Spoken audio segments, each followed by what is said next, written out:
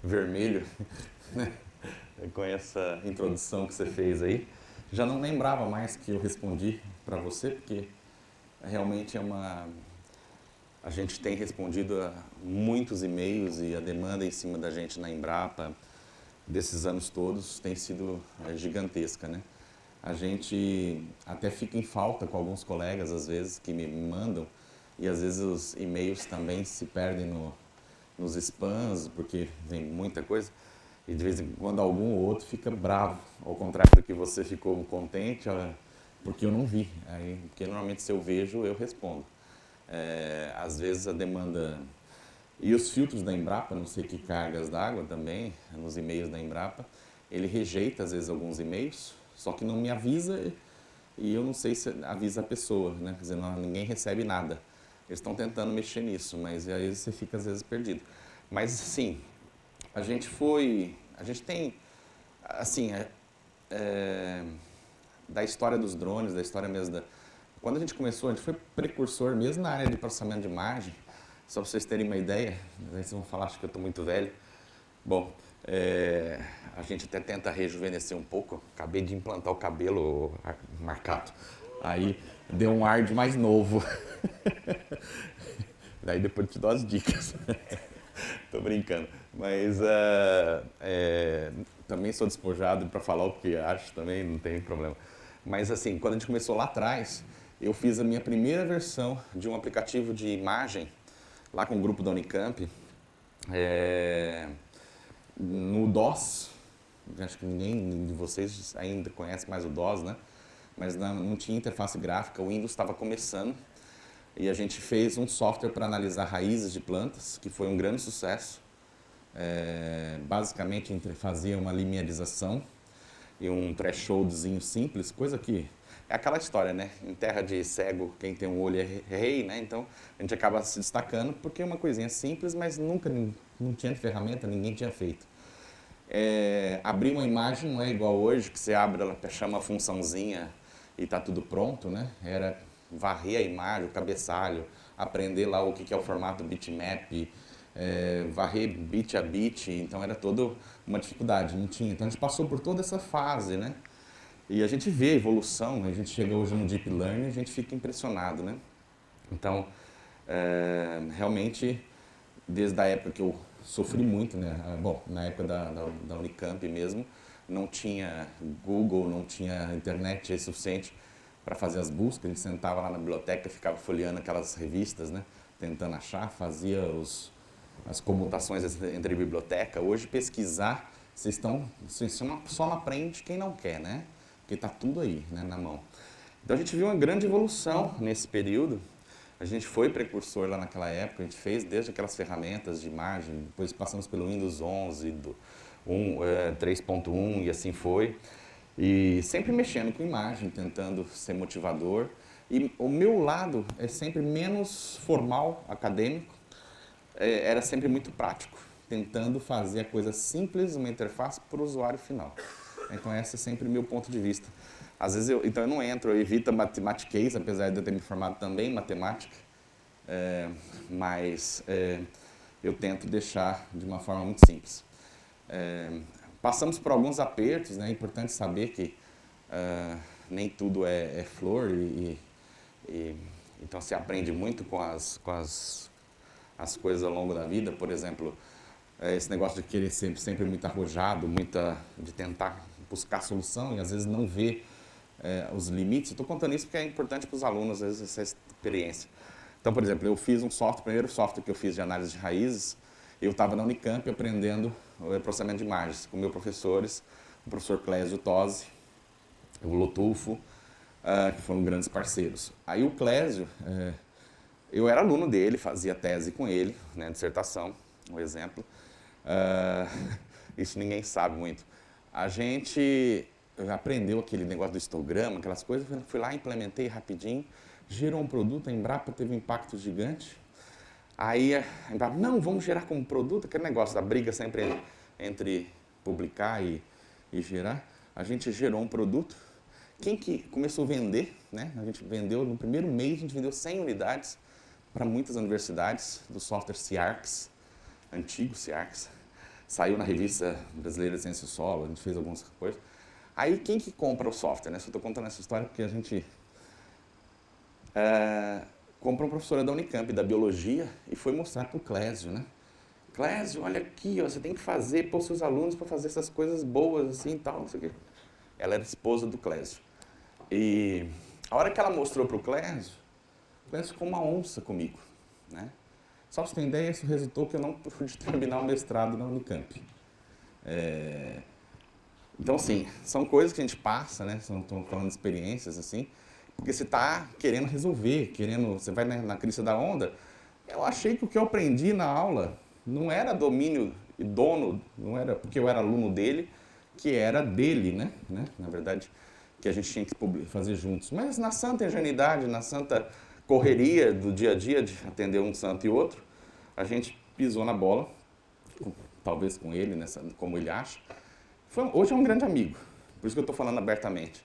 Mas houve esse contratempo, né? Então, aí isso atrasou minha vida curricular, vamos dizer assim, porque eu tive que fazer outro mestrado, com a tese pronta, escrita, entregava, ele não lia, ele não corrigia. Exigia publicar artigos, fui em 5 congressos internacionais, em 5 revistas de renome, publiquei no mestrado, naquela época, e assim mesmo ele não aceitava defender, né? Então, um exemplo, né? São percalços. Depois também nessa correria de ser maluco, de correr, os drones começaram, aí eu fui buscar dinheiro. No que eu fui buscar dinheiro, a FAPESP falava para mim, não, você não tem... esse projeto é projeto tecnológico, não é de pesquisa, não é coisa. Aí você batia em outro lugar, isso não é projeto de pesquisa, isso é brinquedo, tecnologia, não tem nada a ver. E tá bom, fui num produtor. O produtor pegou, falei, ó, troquei a troco de serviço. Falei, olha, seguinte, se você me der alguma coisa, eu te ajudo, qualquer coisa que estiver na fazenda aí, porque a gente precisa pôr esse projeto da Embrapa para funcionar. Aí o produtor, não, tá bom, eu tenho uns probleminhas aqui com gel, com as tecnologias lá de trator. Se você me ajudar, é um transformadorzinho, um negócio lá, se você me ajudar, eu te dou o dinheiro. E na brincadeira, a gente ia para o Mato Grosso do Sul, Chapadão do Sul, todo final de semana. O produtor vinha, buscava a gente, para troco dele dar R$10 mil por mês, para a gente fazer o nosso projeto de drone. Isso, e ainda dentro da Embrapa, eu nunca peguei um dinheiro tostão para mim, mas assim, a gente... aplicava lá dentro da Embrapa, né? Era tudo sempre o nome Embrapa e tal, mas a gente buscou fora, a gente buscou da forma informal. Chegou no final de um ano, o produtor ficou muito contente porque ele economizou, ele viu o resultado e tal. Ele propôs montar uma empresa comigo, depositou na minha conta pessoal, sem nenhum recibo assinado, 4 milhões naquela época. E falou, faz as suas ideias. A gente fazia como uma extensão, cheguei a ter 30 engenheiros trabalhando para a gente, uma extensão da Embrapa, um laboratório, a Embrapa sabia, o diretor da Embrapa, o Silvio Crestani foi presidente da Embrapa, sabia, todo mundo sabia. Era uma outra conjuntura, se fosse hoje, talvez eu teria sido exonerado, ser preso, sei lá o quê. Mas a gente mostrou, a gente fez toda uma contabilidade à parte, mostrando todo centavo que entrava, que era para o projeto. E foi graças a isso que a gente decolou o projeto Arara, junto com o professor Onofre da USP, a gente sofreu. Hoje eu não sei se eu faria, quer dizer, hoje eu seria preso, né? Não poderia fazer, mas naquela época, então assim, a gente tem aquela gana de fazer a coisa acontecer. E muitas vezes não é nem pensando, muitas dessas coisas não saíram publicadas, muitas dessas coisas ninguém sabe, muitas vezes a gente nem publicou, muitos desses, essa é uma falha minha, que eu preciso melhorar. A gente fez muito teste, a gente foi atrás nos Estados Unidos, onde precisava, a gente buscou coisas. E a gente, então, eu diria o seguinte, eu acho que, assim, é uma grande experiência de vida, né, na verdade, assim, e eu tento sempre passar para meus alunos, né, por isso que eu estou abrindo um pouco. Assim, além disso, não é só técnica, né, a técnica você está lá nos livros, está lá nas aulas, você aprende, mas tem toda uma lição aí. E assim, aquele espírito empreendedor, de querer fazer acontecer. Drone, caiu. É muita dificuldade, sabe, para comprar coisa, o produtor mesmo lá deu muito dinheiro, tal. Mas fez o primeiro voo, caiu o drone. Fez o segundo voo, caiu o drone. 30, 40 drones, assim, totalmente perdidos. Câmera de hiperespectral, que a gente comprou com muito custo, $100 mil, perdida no primeiro voo do drone. Então, essas coisas assim, vai. E eu tô lá sempre firme, né? Quando o pessoal fala, bom, agora o Lúcio desanima, daqui a pouco eu ressurjo com alguma coisa, né? Então, a gente está tentando, eu não desanimo. Eu acho que eu tenho esse espírito de buscar, né? De tentar. E isso tem sido muito grato. E eu normalmente não vou atrás dos meus recursos ou das minhas pesquisas. Elas vêm até mim, né? Normalmente esse produtor mesmo que me procurou, o que bancou tudo. Outros projetos, a Qualcomm, que a gente teve uma satisfação enorme de fazer um projeto embarcado em tempo real. Também não fui eu que fui atrás da Qualcomm, a Qualcomm veio atrás da gente. Então, talvez seja assim, você planta o bem, acho que você colhe um pouco o bem, né? Então, eu acredito nessa a lei do bem aí, a história do universo, né? De você entregar alguma coisa e você recebe de volta, né? De alguma forma, né? Então, assim, estou falando assim, sou muito grato nesses 30 anos de Embrapa, 30 anos de pesquisa, né? Então, ia ter... Estou falando aqui porque a gente está com um público de conhecidos e amigos, né? E é uma satisfação enorme de poder estar falando um pouquinho dessas... Então, assim, fico muito contente quando você ouve um depoimento de pessoal que até agradece e reconhece que a gente tem... realmente existe um espírito forte de tentativa, de fazer a coisa acontecer. E vários tombos. Tombos acontecem de monte, né? Que eu falei. Mas a gente vai em frente, a gente levanta e vai embora, né?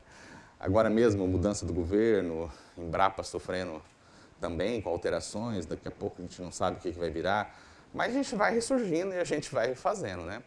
Agora mesmo acabou o projeto da Qualcomm, a gente não tinha perspectiva de recurso, Embrapa tem dinheiro, mas ao mesmo tempo não libera, aquela coisa que o Matheus está aqui sabe bem, a Embrapa gado de corte, né? Então a gente está buscando assim, os parceiros privados, parcerias com universidades, a gente tem que se reinventar a cada momento, né? E aqui a gente vai mostrar um exemplo do que a gente está se reinventando também, junto a recursos com produtores no Mato Grosso, e que, graças a Deus, assim, está sendo bem interessante. Então, assim, quando o Marcato me pediu para falar um pouco, até não sei, assim, não vou entrar em profundidade, porque vocês são mais especialistas, depois do Emerson de ontem, acho que eu falar alguma coisa aqui de Deep Learning, eu estou gatinhando também em Deep Learning, né, vamos dizer assim, porque assim, eu estou sempre gatinhando, eu já não sei mais se eu sou engenheiro elétrico, se eu sou um pouquinho de agrônomo, se eu sou um pouquinho de computeiro, se eu sou porque fiz mestrado, doutorado na área de computação, se eu sou... O que eu sou, né, na verdade? A gente se mete em cada coisa. Gostaria de estar mais tempo, pôr na mão na massa, às vezes não dá tempo. Então a gente conta muito com os alunos, né? Os alunos que são as nossas forças para realimentar. Muitos dos nossos resultados aqui, eu tenho que agradecer a equipe que está por trás, né? Então sempre foram eles que implementaram, eles que testaram, a gente só vai dando todos os direcionamentos, né? Então, a gente vai falar um pouquinho da agricultura de precisão e a gente tem uma janela grande aí. Houve uma evolução gigante aí dos tempos para cá de disponibilidade de tecnologias, o drone é um deles, e hoje já é real. Onde que é o pointer aqui? Aqui. Já é real no presente, drone, vários sensores sendo embarcados nas máquinas, né? Hoje o número de informações no campo é muito grande. E por isso, até acho que talvez a coincidência aí com o Deep Learning seja fundamental, porque o volume é gigante e o Deep Learning precisa de volume de dados, né? Tem só algumas dificuldadezinhas aí que a gente vai falar. Então, assim, ainda a tomada de decisão com esse monte de informações, inclusive os drones gerando milhares de imagens, é difícil, mesmo com as técnicas. Então, assim, está todo mundo buscando aqui a grande solução, né, para ajudar o produtor. E o produtor, inclusive empresas multinacionais têm me procurado dia a dia. Até o Google me ofereceu emprego esses pouco tempo, tentando me levar embora para os Estados Unidos. E algumas outras, né, o pessoal tem tentado. E tem tentado trazer soluções, né? Então existe uma busca forte aqui. Mas ainda não tem a grande solução, não, para o agricultor, para a agricultura. Vou mostrar algumas coisas. Então, o que a gente precisa fazer é ajudar a transformar conhecimento, né, em insights para tomar decisão e agregar valor lá para o produtor, né? Então, a gente tem várias informações sendo coletadas, seja mapas de diversos níveis, mapa de solo, mapa aéreo, imagem visível, infravermelho e etc. E o produtor, de alguma forma, perdido, talvez, em alguns casos, outros ele se sente amparado porque tem algumas informações, e a gente tem um papel forte de ajudar ele com os dispositivos móveis, computadores, processamento, chegar realmente por exemplo, delinear uma zona de manejo, ou identificar as diferenças no campo, que é isso que a agricultura de precisão faz, e poder fazer a atuação diferenciada, né? Então, nós temos, de alguma forma, dentro da unidade, trabalhado muito com o grupo lá na parte de coleta de dados. Essa parte de coleta, envolvendo os vários níveis de coleta, desde imagem aérea, sempre tentando ter o ground truth, solo, parâmetros de solo, compactação, fertilidade, várias outras informações, para tentar juntar numa base de informações, para depois ter, na verdade, aqui, para gerar uma intervenção, mas antes de gerar uma intervenção, entender, modelar, né, um algoritmo, ou gerar, na verdade, um algoritmo indutor, alguma coisa que possa ser utilizado, né, de alguma forma para interpretar essa variação, essa taxa variada no campo, aplicar de forma diferenciada em cada local, usar os novos instrumentos, novos sistemas, melhorar a prática do manejo, enfim, tem vários itens aí que a gente tem feito. E basicamente, assim, ciência de dados, engenharia de dados tem sido cada vez mais, e dentro disso, deep learning fortemente, né, que a gente vai falar. E na minha área específica, a gente não está só trabalhando com drone, né? Drone é uma camada. Então, o drone, daqui a pouco, ele tem seu nicho, mas nós estamos sendo invadidos aí já no campo por imagens dos nanosensores, né? Os nanosensores são os nanosatélites, que já são uma escala. Então, você tem desde algumas ações, tem imagens ainda importantes de satélite, por exemplo, Sentinel, que te dá aí precisões de 10 metros, pixels de 10 metros, com resolução bastante interessante, para tomadas de decisões maiores. E depois nós temos aí intermediários com uma visitação maior, são os nanosatélites.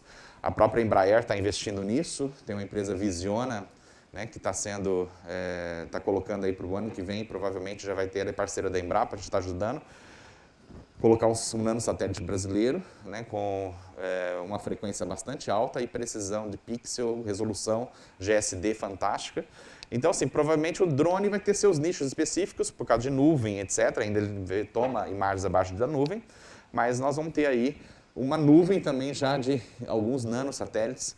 Já estamos tendo, né? O Planet já é real, os produtores já compram imagens da Planet. Ou seja, a informação, os dados é o insumo talvez mais importante aí que nós estamos tendo nessa década, nesse momento. E temos que tratá-lo de uma forma geral muito bem, e aí o Deep Learning nos ajuda, porque a quantidade de dados geradas, informação é muito grande, e a agricultura do futuro se espera realmente trabalhar o potencial desses dados. De uma forma geral, lá na Embrapa a gente tem usado a planta como um indicador de como está o campo, né? Fortemente, através das imagens do drone, e os sensores que a gente tem lá, isso aqui só já viram, então a gente tem imagens de vários tipos, né? Então, lembrar que não é uma imagem só, o RGB já faz um monte de coisa, mas quando você vai para sensores hiperespectrais, multiespectrais, e não vamos entrar em detalhe, LiDAR, fluorescência, você consegue ver outras informações que cada dia mais permite, por exemplo, uma das grandes necessidades do produtor, às vezes é atuar imediatamente depois que ele detecta uma praga. Às vezes ele não tem tempo de ficar processando, ele tem que detectou, ele tem que aplicar no mesmo dia, se possível, no dia seguinte, porque senão espalha a praga. Então, por exemplo, detectores tipo com fluorescência induzida pelo sol e outros, ou talvez hiperespectrais, que ainda são um pouco caros, mas eles estão chegando a nível de uso com o produtor. Então, a gente está lá em São Carlos trabalhando nessas várias frentes, vários sensores, né? Nas várias faixas do espectro, né, do sensoramento remoto. Então, não só na parte das bandas de refletância, mas também tem sensores ativos, outros sensores sendo utilizados, né? E o grande boom no momento, você vê a quantidade de dados cada vez mais importante, a gente vê nos últimos trabalhos a fusão desses sensores, que é uma das coisas que, assim, que a gente fica pensando até no Deep Learning, como a limitação para isso, né? Por exemplo, quando você tem um sensor hiperespectral que te dá bandas aqui, por exemplo, até 440 bandas, no 2D ele te gera uma imagem colorida, te identificando faixas lá, por exemplo, onde tem uma vegetação ou outra.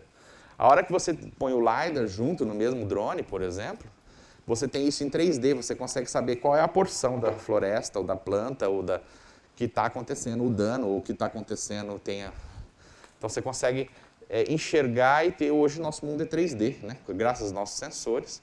Então hoje a gente começa a ter uma complexidade muito maior. E aí tomadas, as técnicas clássicas realmente ficam complicadas de serem usadas, né? Então assim, nós tínhamos antes uma realidade de amostras bem pontuais, limitadas num dia. Dos anos 2000 a gente passou para ter mais amostras por hora, embarcando em máquina. E hoje, aí, com drone e outros sistemas, nós temos isso quase, os IoT e tal, dando a informação em tempo real. Então a gente tem praticamente os mapas com resoluções cada vez maiores, né? Então eu enxergo o uso, por exemplo, de drones e de ferramentas desse tipo.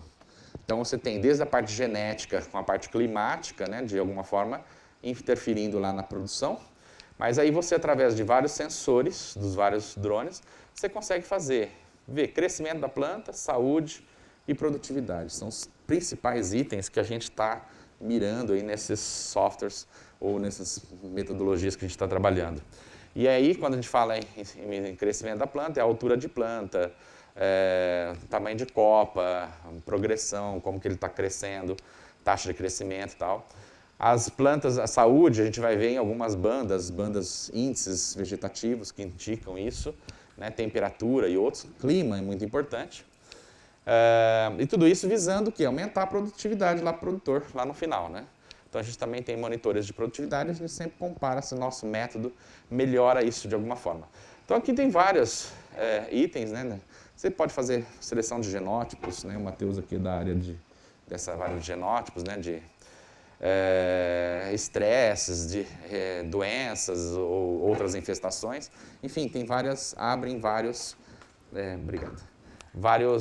áreas aí para fazer isso. Isso aqui é um trabalho que a gente está fazendo com a soja, por exemplo, a gente basicamente usando imagens no visível e no infravermelho, a gente vê disponibilidade de nitrogênio do ambiente, práticas de manejo de estresses bióticos e abióticos através da medida da clorofila, teor de nitrogênio, área foliar e biomassa.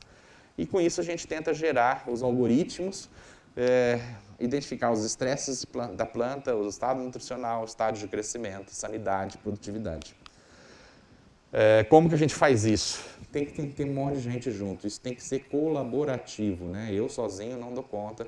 Então a gente tem a equipe da Embrapa, os especialistas em agronomia, especialistas em solo, biologia, vários especialistas, e a computação, né, com certeza, os engenheiros, de alguma forma para fazer, por exemplo, no caso do drone, usar os diferentes sensores e jogar no sistema de mineração, de análise de dados que vai te ajudar. Então a gente tenta fazer. O Deep Learning entra fortemente, o grande sonho nosso é ter aqui uma rede, né, uma convolucional que a gente tem testado para tentar estimar a produtividade da área em função dos vários parâmetros que a gente entra, né? Aí a gente pode entrar com alguns índices, tamanho de copa, cobertura, volume, pode ser índices não temporais também, por exemplo, os botões lá, as flores lá do algodão, o volume desses, se apareceu lá o algodãozinho sendo produzido, né? Depende da época do ano que você tira as imagens e tal, e aí você consegue, essa rede convolucional foi gerada, basicamente uma clássica, aí tentando, a partir desses dados, predizer, comparar com o mapa de produtividade que a gente fez. Isso é um trabalho em colaboração, tá? Na AM, Texas AM, onde nós temos lá o Murilo Maeda, que é um brasileiro, fazendo um trabalho muito legal, né? E é aqui da região também, do Mato Grosso. E o Murilo esse aqui é um trabalho já da equipe dele, onde a gente tem trabalhado muito na parte de manejo de doenças, insetos, fertilizantes, tudo com drone, né? A gente tem colaborado muito. O Murilo tem uma equipe enorme lá fazendo as ferramentas. Tem várias ferramentas, a gente está colaborando. Talvez eu passe um pouquinho do tempo, mas eu vou tentar ficar nesses 20 minutos ainda. A gente tem colaborado, isso aqui é um grupo australiano que acabou de entrar, que está entrando aqui no Brasil, uma ferramenta de monitoramento via... O pessoal está tudo assim, usa a biblioteca, dá para fazer com o Google Earth Engine, né, fazer sua interface lá para gerar os seus talhões e agregar aqui as informações de solo, amostragens, gerar um monte de informação. Alguns grupos têm vindo, né, tipo E a gente tem que fazer o nosso papel, por isso que é importante esse tipo de encontro, para a gente cada vez mais não ficar dependente do ferramental que vem de fora, né? Por exemplo, a própria Taranis é uma empresa de fora, né? De Israel, que está fazendo Deep Learning, basicamente, né? Com a ferramenta deles. Eles têm um drone com um sensor que é no visível apenas, basicamente fazendo muito parecido com, não na mesma abordagem, mas o que vocês apresentaram com o trabalho, onde você vê praticamente a folha, né? Eles aqui também fazem o Super Pixel e a mesma coisa. E o que eles fazem? Eles vão capturando muitas e muitas informações no campo. A gente está validando para eles esse trabalho, tá? A gente está acompanhando, ver a eficiência desse software deles. A gente vai com o especialista no campo, checa nos pontos marcados aonde as imagens são capturadas, e aí o software vai reconhecendo os padrões, ou vai capturando padrões, e tem alguém que fica ali atrás do software ensinando ele. Falar, isso aí é uma lagarta, isso aí é tal coisa, né? Então, tem alguma forma, eles estão treinando, e eles estão fazendo isso em algumas áreas experimentais no Brasil, para depois vender para a gente uma solução, provavelmente, pronta, empacotada, talvez um preço bem alto, né? E a gente tem todo o potencial de estar desenvolvendo isso aqui. Isso aqui, por exemplo, é um trabalho também, parceria, que a gente está acompanhando, que é com banana. O cara vem, tira com o sistema dele e é com drone, mas é mirando a folha da banana. E aí você vai pegando e também tem um sistema que classifica e tem alguém que vai ensinando o que é o defeito ou qual é o problema, né? No caso da cigatoca negra na banana. Bom, enfim, nós estamos tentando fazer essa mesma linha, usando aqui lá nos experimentos nossos em Rondonópolis e em Sapezal. Nós temos quatro fazendas, na verdade. Grupo Schaeffer, Grupo Amage. Então, são os grupos que estão apoiando a gente, inclusive financeiramente, com recursos, para que a gente desenvolva, né? Então, nós temos uma equipe aí trabalhando. A meta lá, os primeiros resultados que a gente está fazendo é aplicar metodologias de sensoramento remoto, proximal e aéreo, né? Para ver a variabilidade e os fatores limitantes de produção. A gente tem visto a parte de fertilidade do solo, compactação.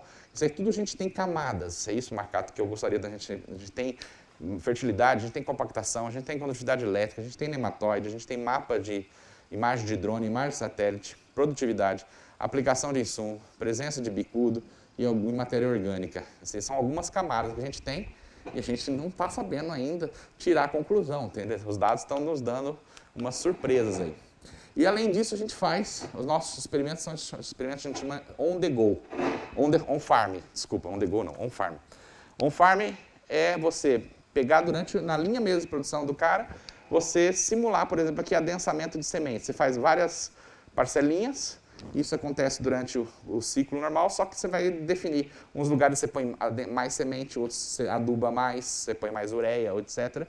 E com isso a gente está estudando para ver qual é a influência, por exemplo, de adensamento. Será que quantas sementes são suficientes para que eu tenha a mesma produção de algodão? Ou aumenta a produção de algodão? Por exemplo, tem uma pergunta, né? Qual o número de sementes que eu coloco por metro quadrado, sei lá, por exemplo.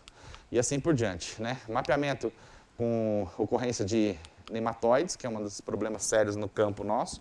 É na raiz, é no solo, mas você tem influência do nematóide na folha, na área foliar. Então, tentar fazer isso de uma forma mais fácil, talvez com drone, né? Então, a gente também está mapeando. E aí tem um especialista que vai lá no campo e mapeia os nematóides e classifica os tipos de nematóides lá no campo. Então, a gente tem esses mapas de nematóides, a gente tem os mapas de todos e a gente está jogando isso num sistema inteligente. Protocolos de amostragem também, amostragem de solo, como que eu capturo as imagens, quais são as fases. Então, nós temos imagens mês a mês da cultura. Imagina a quantidade de dados. Então, você tem todo mês uma base dessas várias bandas de imagem e a parte de condutividade elétrica do solo para tentar fazer o quê? Principalmente, ver que não é uniforme, você tem manchas aqui e tentar entender, até orientar o produtor o que fazer nessas manchas, né, com áreas de produção diferentes.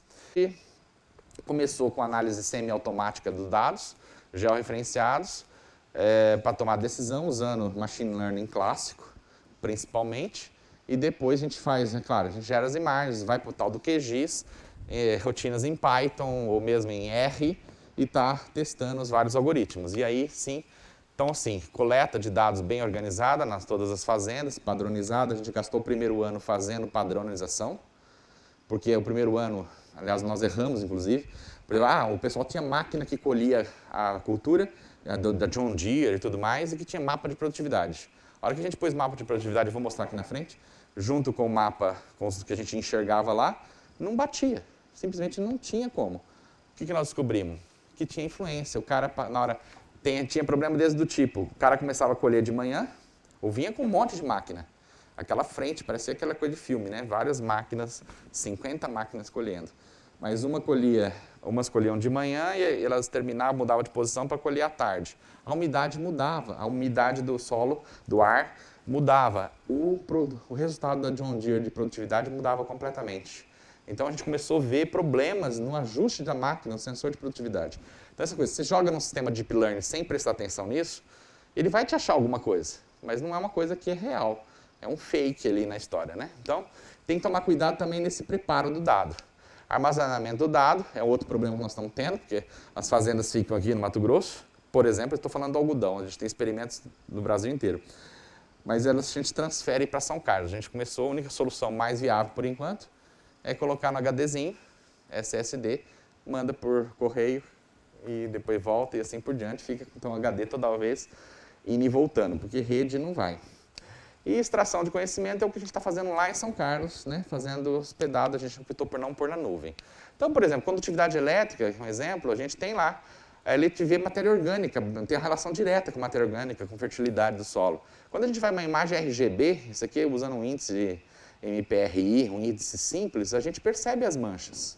Só com RGB, se você põe o infravermelho, fica mais interessante ainda. Então, assim, você consegue começar a perceber o solo, a influência do solo. Isso aqui já é o solo nu, logo antes do plantio, isso aqui é na hora depois que plantou. Você começa a perceber, são índices vegetativos que têm alteração e batem mais ou menos as áreas com o que a gente vê na produtividade. A gente também tem trabalhos com planta daninha, onde a gente entra com infravermelho, e aí eu tenho as camadas de imagem, onde eu tenho a imagem, eu tenho o infravermelho, e aí eu rodo alguns algoritmos para tentar detectar folhas largas e folhas estreitas de planta invasora. Isso aqui são trabalhos de colaboração lá, inclusive com o grupo do Texas lá, né? Esse tiguera, extremamente importante, é uma demanda assim, importantíssima do algodão. Você plantou, eles fazem rotação de cultura. Você plantou algodão, depois você tira o algodão e põe a soja. Aí você põe a soja, se ficou alguma plantinha de algodão lá no campo, essa plantinha de algodão é o tiguera. Ela começa a misturar lá. E o que acontece? Ela é fornecedora de alimento para o bicudo, por exemplo. É um dos maiores controles de bicudo no país, é o controle das tigueras. E hoje o pessoal não consegue, porque a tiguera, a soja já está alta. A tiguera se mistura lá no tamanho da altura da soja. Mas espectralmente é fácil de tirar. Então a gente fez um trabalho, junto com o pessoal, usando uma câmera da Red Edge, da Mica Sense, né, um dronezinho simples, aqui foi feito lá nos Estados Unidos inicialmente, e a gente está replicando aqui, onde a gente praticamente reconhece a cultura principal, aqui tem aqui não dá para ver a legenda, né, o algodão azul, onde está brotando o algodão e ele tem que ser feito controle na fase inicial. Isso aí, se a gente não controla direito, é fonte de alimento para o bicudo, e o bicudo aumenta a infestação na safra seguinte. Mofo da raiz do algodão. Também outro trabalho que feito em 2015, acompanhando 2017 e assim por diante, lá pelo grupo de Texas, e a gente está colaborando, onde, basicamente, assim, com imagem do infravermelho, só que assim, há muito custo, né? Assim, processando, e aí tem técnica de Deep Learning aqui, tá? Atrás. Aliás, a maioria aqui que eu estou falando estão usando de alguma forma algumas arquiteturas. Reconhecer chegamos à conclusão que usar o infravermelho para detectar, inclusive mapear as áreas secas, e não foi nem a gente que detectou, foi nos ajustes do algoritmo, que indicava para a gente que o infravermelho estava indicando a parte de água, e aonde tinha água, usar essa informação mapeada de água, onde estava mais úmido, criar aí talvez aquelas técnicas de superpixel, K-means para delimitar mais ou menos as áreas, jogava no sistema e o sistema conseguia detectar com facilidade onde tinha realmente planta de algodão com mofo na raiz ou não. Então, alguns trabalhos foram gerados aí para o IGARS, aí, tem aparecido bastante, vendo, por exemplo, esse trabalho tipo em parcelas, né? Vendo tipo essa on-farm, variações de adubação, por exemplo, de diferentes taxas de nitrogênio e irrigação, e a gente está fazendo isso nos experimentos. E aí, voando em diferentes fases, você joga. A minha grande dúvida ainda não tem a grande solução, como eu junto esses dados, ou como eu ponho essa matriz toda de dados, a gente tem uma quantidade grande de dados, para poder alimentar o sistema, para poder processar. A gente tem problemas ainda de memória, de alguns processamentos aí complicados. A escolha, o que a gente está tentando é fazer, acho que foi falado aqui, é tentar ajudar os algoritmos fazendo algumas simplificações antes. Por exemplo, talvez, ao invés de pegar a imagem completa de todas as bandas, aplicar redução de bandas, seleção de características antes. Apesar do Deep Learning fazer para a gente, mas a gente tem problema de volume dessas informações. Então, a gente reduzir um pouquinho, ou mesmo trabalhar com alguns índices, que aparentemente, por exemplo, o pessoal fala muito de NDVI e tal, mas às vezes alguns índices na literatura são coisas muito recentes, o pessoal usando para algodão, que apresentam melhores resultados.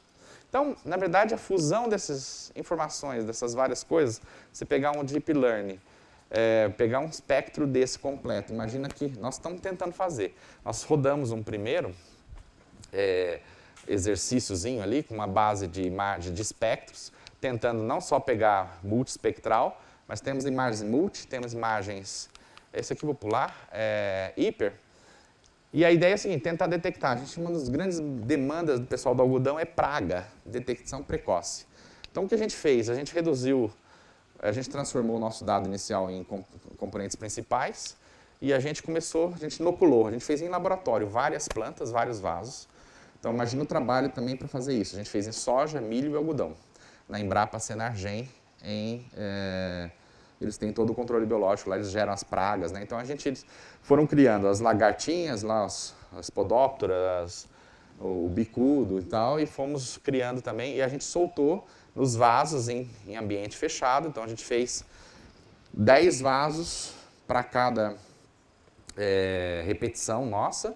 Nós tínhamos muitos vasos lá, e a ideia, assim, tem um volume até grande de vasos, a gente foi tirando imagens a cada 2 horas, para tentar ver, será que em algum momento, e tentar filmar, ou tentar pegar a porção da planta para analisar, para jogar para o sistema, que não tivesse a lagarta, que era assim, a planta, uma folha que aparentemente a lesão não estava visível ainda, mas que já tinha lagarta. E a gente percebeu que em algumas dessas folhas, a partir de 72 horas, começam a aparecer os indícios de herbívoros, ou dos insetos lá.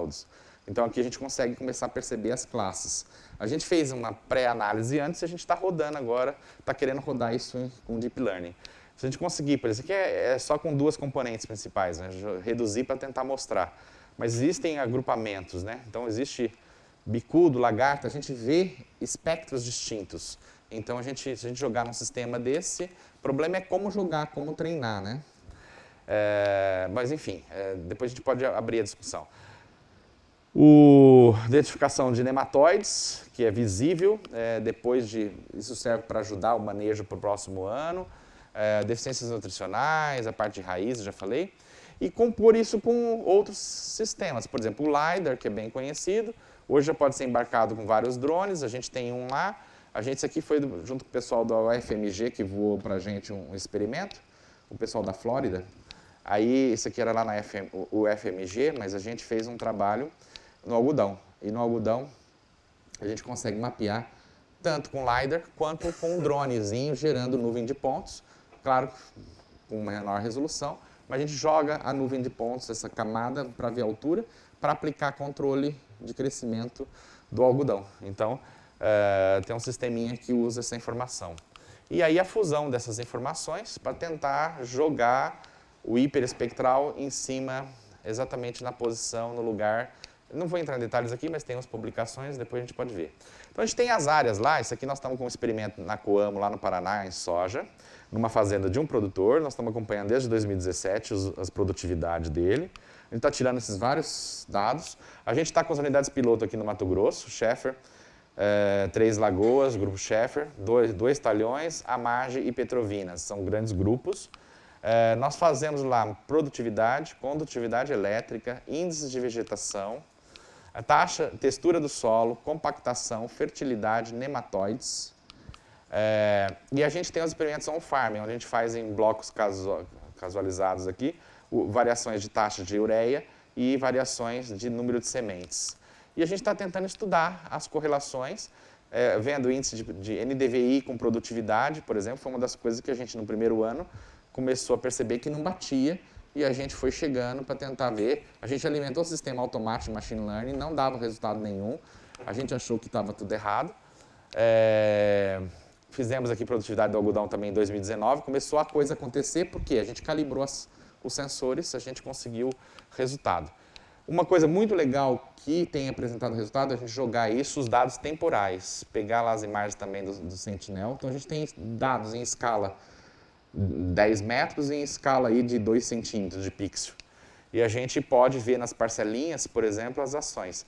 Mas a tomada de decisão, assim, uma recomendação para o produtor, que é o que a gente quer, até uma predição da safra dele, né, não é tão simples, a gente ainda não chegou nesse modelo. Né, então a gente está tentando aplicar. Nós estamos aqui, vendo, tem mapa de teor de argila, condutividade elétrica do solo, experimentação do on-farm, lá, ureia.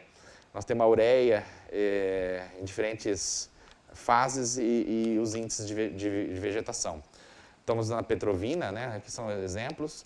Aí o que a gente faz? A gente pega esses dados, tenta jogar quando a gente tem dados pontuais, a gente joga uma geoestatística. Com a geoestatística a gente alimenta e entra com sistemas da colheita, mapa de colheita, e tenta achar, por exemplo, inicialmente com R aqui, algumas correlações para zonear as áreas, para dizer isso simplifica depois eu jogar essas zonas para o meu sistema de reconhecimento. Então ele vai trabalhar de forma diferente nessa classificação feita previamente aí pela correlação dos vários dados. Essa é uma abordagem que a gente está fazendo. Lá na AMAGE aparecia nessa mancha que aparece tanto no NDVI, em várias datas, aparece no mapa de produtividade final dele, então existe uma relação aqui. Tem os mapas de nematóide, que a gente também tem. Todos eles estão seguindo uma padronização. Né? É como fazer recomendação, é o que a gente está tentando usar. A gente está usando, tem correlação de vários parâmetros. Aqui são onde está azul, é o que está maior correlação. Mas tem muita coisa por explicar. Nós estamos no segundo ano de experimento, tá? E nós estamos tentando, nós precisamos aprender. Nós estamos tentando entender zonas por produtividade, então 400 balls por hectare lá, né, do algodão, depende da quantidade elétrica, depende depois, muda, depende da adubação, da fertilidade, enfim, a gente está entendendo todos esses dados, a gente tem tudo isso mapeado. A gente está fazendo amostragens localizadas, por exemplo, isso aqui apareceu essa mancha, a gente não sabe explicar essa mancha, então a gente está tentando descobrir com essas ferramentas de análise. Bom, aqui não vou entrar em detalhes, são vários outros exemplos.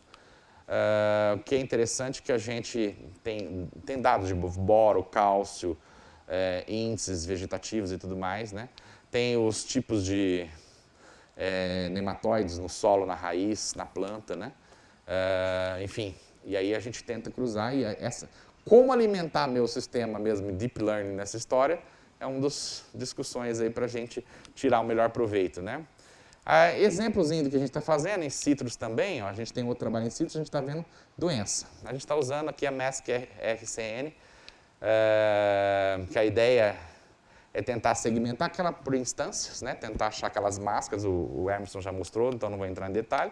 O que a gente tentou fazer é criar aquelas máscarazinhas, né? Para tentar primeiro reconhecer as nossas linhas de citros, todas adensadas, né? É um trabalho aparentemente simples. Nós temos 900, são imagens, deixa eu voltar aqui. A ideia é gerar as regiões de interesse para depois aplicar o nosso algoritmo de... a gente faz uma transformada, talvez, com a lógica, usando fractais, multifractal. A gente decompõe como se fosse uma geometria não convencional, uma geometria multifractal, e a gente estuda, na verdade, a planta a partir dos espectros multifractal, que é uma outra coisa para alimentar um deep learning aí, mas a gente já conseguiu um indicativo muito bom da doença. O nosso problema estava sendo reconhecer as linhas e identificar a planta, exatamente, por causa desse adensamento. Então nós estávamos tentando usar essa rede, a gente treina, aí foi super legal, assim, a experiência de treinar a rede, né? De treinar criar os nossos padrões. A gente usou esse Image Annotator aqui para tentar fazer as nossas anotações. Foi bem legal, mas assim, super trabalhoso. São 991 mosaicos gerados de drone. Já não é uma imagem, é mosaico. Imagina então quantas imagens tem atrás. Nós tentávamos fazer em diferentes condições de luz, 50 anotações por imagem, ou por mosaico. E tentar alimentar. Foram muitas informações, separamos, é claro, um grupo de imagens para treinar e outros para segmentar. Uma coisa que a gente fazia por tendência, a gente tentava sempre pegar na linha, alinhado E quando a gente aplicava as máscaras lá, jogava, alimentava, treinava o sistema, a anotação, é um sistema, eu pus um aluno para fazer. Então ele sempre fazia na horizontal, né? As nossas máscaras. Só que na hora que você vai tentar treinar, mas as primeiras imagens eram tudo bonitinha, tudo na horizontal. Aí a hora que eu peguei os testes, eram com imagens inclinadas e curvas. Aí danou, né? Então você tinha muitos treinamentos, mas os treinamentos e anotações não serviram. Ó, esse aqui, por exemplo, praticamente o resultado do algoritmo quase não detectou. Em alguns casos, por quê? Porque não estava bonitinho assim como foi treinado. Então a gente percebeu que esse processo de treinar, aí o que a gente fez? A gente fez um algoritmo para começar a fazer distorção na foto, para treinar, né? Então a gente punha as classes tudo na horizontal, depois distorcia, fazia ângulo e tudo para tentar melhorar a performance Mas isso deu um trabalho gigante, a performance não foi tão melhor. Melhorou, tem esses dados todos, a gente está tentando publicar um artigo agora. E tivemos vários problemas, deixa eu ver aqui. Então, assim, tipo esse caso aqui, né? Às vezes a plantação está vindo assim, a outra aqui, depois tem uma curva. Cana, principalmente, a gente também está tentando fazer em cana. Então, são desafios para a gente, né? Quer dizer, como fazer essas anotações, como obter da melhor forma possível. Isso é uma coisa simples, né? Simplesmente detectar a linha. Não foi problema para a gente a sombra e a luz, porque a gente teve uma variação bem grande, a gente pegou muitos casos de sombra, de luz, taxa de luz diferenciada, e a gente conseguiu, então, resolver esse problema. O problema nosso estava sendo mesmo no padrão. Então, assim, Deep Learning é super legal. Tem outras técnicas de imagem que a gente resolve esse negócio da linha bem mais simples, né? Então, é um canhão para resolver o problema de detectar essa linha de plantio. Mas a gente quis testar, né? Então, e a gente foi brincando um pouco também, mudando tamanhos, né, ou configurações da rede, taxas, etc., para tentar. Nesse caso aqui, 100% quase de acertos, e muito rápido. Mas em casos com variações, a gente tinha dificuldades. Isso aí foi um aluno que fez, a gente fez vários testes, vários treinamentos, o erro pelas épocas, mexemos na configuração, analisamos o overfitting e tudo mais, né? Enfim. Então a gente está tentando, os nossos desafios em campo, trouxe mais para, ao invés de entrar fortemente nas arquiteturas de Deep Learning, mas no que a gente está tentando aplicar Deep Learning, né? Então o forte é essa parte de tentar ajudar o produtor a tomar decisão para estimar produtividade e pragas e doenças. E essas coisas do tipo dos citros, principalmente doenças também, mas fazendo algumas outras ferramentinhas. Então, predizer a produtividade seria o mais precoce possível e a praga, isso ajuda o produtor até gerenciar até mercado e poder negociar melhor sua safra. A evolução dos modelos, cada hora que eu aprendo um modelo de Deep Learning, aparece outro, aí eu fico naquele desespero, põe outro aluno. Então, enfim, é diferente da universidade, o perfil talvez de vocês é na formação, vai pegando os doutorandos e tal. A gente lá não, a gente às vezes é cobrado por resultado do projeto. O produtor está lá cutucando a gente, e aí? Ele está pondo dinheiro. Aí ele quer ver no ano seguinte como que melhorou o bolso dele. Então, é mais rápido do que o negócio vai, né? Então, eu vivo nessa agonia o tempo todo. O problema de armazenar esses dados não é simples. A gente agora está optando para nuvem, mas com alguns receios. A gente vê potencial gigante, né? Com certeza, quando envolve dados, imagens em várias camadas. Mas eu tenho algumas dificuldades de fazer esses ajustes. E primeiro porque todo o processo de treinamento ainda A gente comprou umas máquinas barrudas lá para fazer isso mais rápido, mas ainda a gente sofre um pouquinho, tá? Então, é um processo que tem que ser colaborativo e eu conto com a colaboração de vocês. A minha equipe tem que aumentar e aí a gente tem Então, a gente tem dados, a gente que ajuda. Obrigado.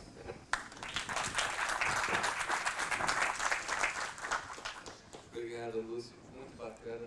quantidade de coisas que vocês estão fazendo. Pessoal, pergunta assim, vocês têm escolhido com os programas que vocês vão atacar, nacionais, você trabalha no nível nacional, né? Você já tem uma boa ideia dos critérios, porque tem um monte de problema, né? Você vai passar de algodão, tem um monte. O que influencia mais a decisão do programa a ser atacado? Aqui tem.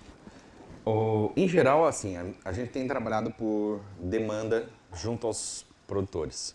Então, por exemplo, a gente fez um workshop, no caso do algodão, junto com os produtores de algodão, onde a gente levou alguns especialistas mostrando algumas potencialidades e ouvimos da parte deles o que seria, onde que aperta mais, qual é o calo, né, que está pegando mais.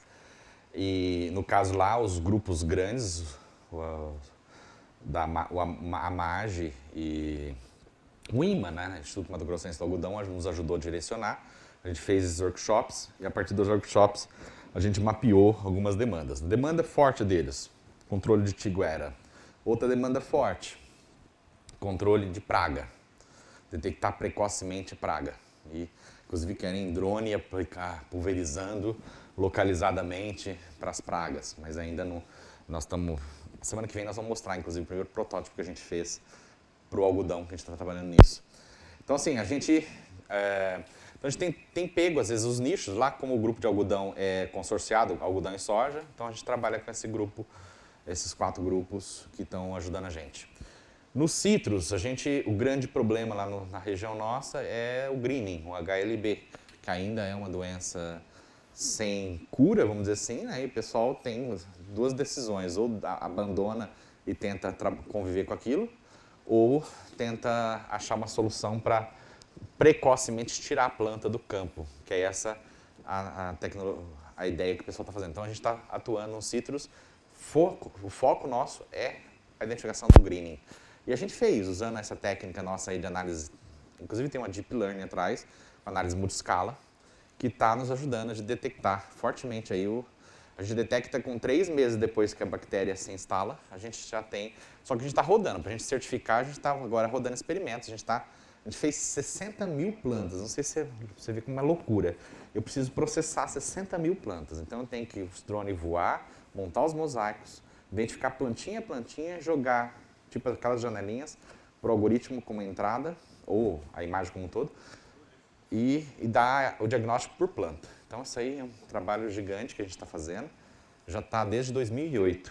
A gente já tem resultados, a gente está na fase de transferir a tecnologia.